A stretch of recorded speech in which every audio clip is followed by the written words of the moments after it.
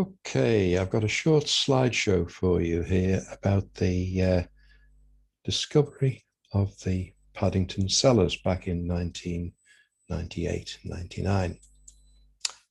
Just give me a moment, set this up. Right, now then, this is the only painting we seem to have ever found of the set of tall buildings that Williamson put up on the top of Paddington, corner of Highgate Street. Nobody has ever seemed to have managed to find a photograph, although they will have been there well into the 1920s. So this is all we have to go on. And these must have been gone long before Paddington Gardens, the tenement blocks, were built. Paddington Gardens were put up in 1939, I believe. And the Williamson buildings must have been gone before then, sometime. Now then, this is the area we're looking at here, in front of this block of flats, top of Paddington. They were quite careful, I think, at the time to make sure that they built these two blocks of Paddington Gardens well back, because they knew there was all sorts going on in the ground below there. So this we're looking down from the church tower here. This is the area where the three Williamson buildings stood, and they've kept the building well away from there. Now then, we owe a lot to this gentleman here. This is Charles Hand. He was a local boy, and he somehow or other managed to, with his friends, get down into the Williamson building and the cellars below when he was a boy. And he was fascinated by what he found down there.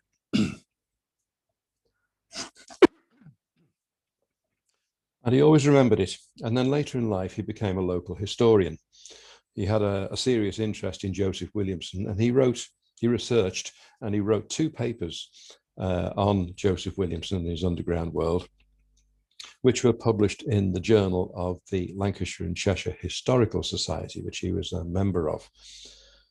And when he read his second paper in 1925, there was a lot of interest in it from the members, and it resulted in him organizing a visit to the Williamson buildings and the cellars below in 1925, the very week after he read this paper.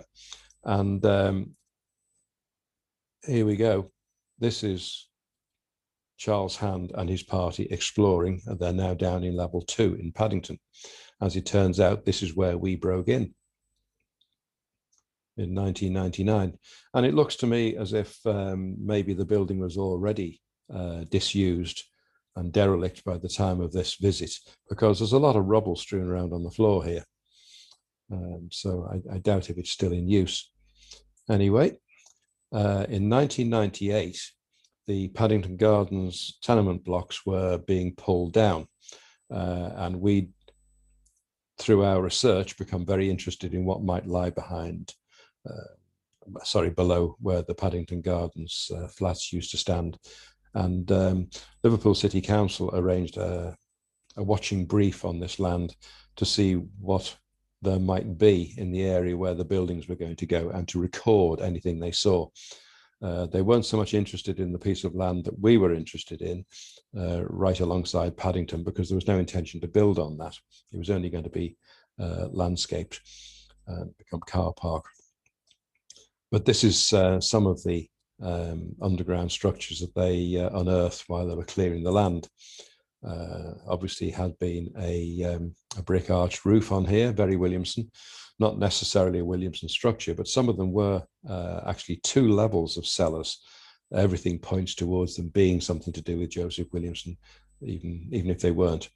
And these were all filled in, and all we have is a record of exactly where they were and a description of some of them. But I don't think anybody was allowed to go down very far and explore into them.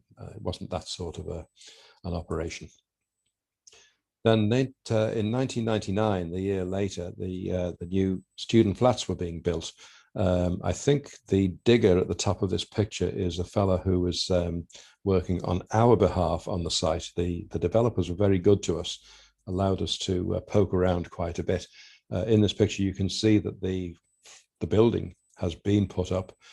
This in the foreground is going to end up being car park, and this looks like it's probably the entrance staircase into Williamson's cellar system, but it's all full of rubble and we didn't really discover it. But alongside there was a rather deep hole in the ground, and we were lucky enough on a particular day when our digger was there that he came across the slope, the curve of a brick arch of a tunnel, and he was asked if he would just give it a tap with the bucket on his digger, which he did, and he knocked a small hole in the side of this arch. This is an arch here, and there's the hole that he created, and that was the day we got in. That was the first time this cellar system had been rediscovered, and it had been lost completely for 60 years and buried and forgotten about, in fact, apart from us.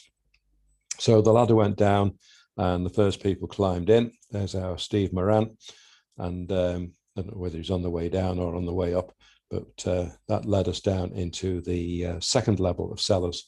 The top level had been completely destroyed already, and that's what it looked like inside. In fact, it's right by where Charles Hand and his group had been standing for their photograph, and it looks very similar to the way it looked when they were in there, to be honest. All this rubble strewn around. The area wasn't completely full to the roof, fortunately, but that was our way in, and we could explore a little, but not very far. But the developers were very good to us, and they allowed us to create an entrance into this system so that we didn't have to lose it again, didn't have to bury it. And over the next few months, the process started, and this is the actual entrance into the cellar system. The stairs had originally been running down from the foreground towards the road and the Bear's Paw, which you can see behind the stone staircase. We were clearing this out for some time, and eventually we were able to recreate an entranceway, but with our stairs running in the opposite direction. Paddington is there, and our stairs ran down from quite close to the pavement down into the cellars that way, whereas the original staircase had gone down that way.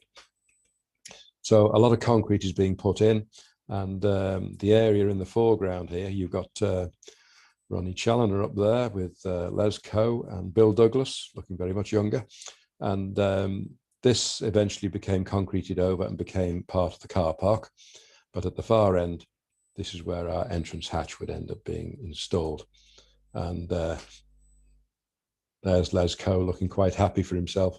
He's recreating the first arch on Williamson land that's been built since Williamson died in 1840, and making a very nice job of it. This is going to be the arch over our entranceway as we go down the stairs.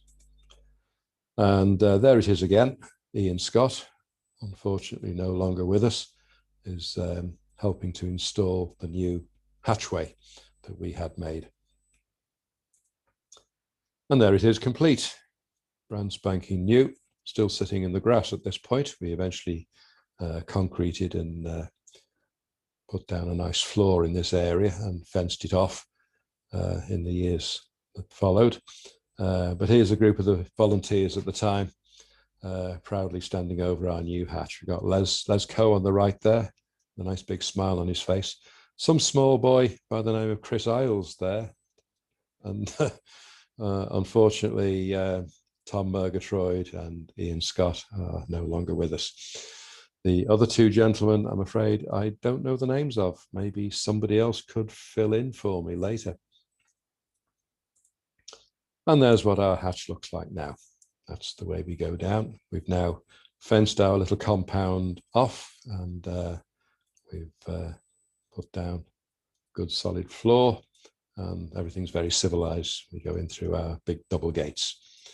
So that's where we are now, and that was the process of rediscovering these tunnels way back in 1999. So that's about it. All I've got to show you for today.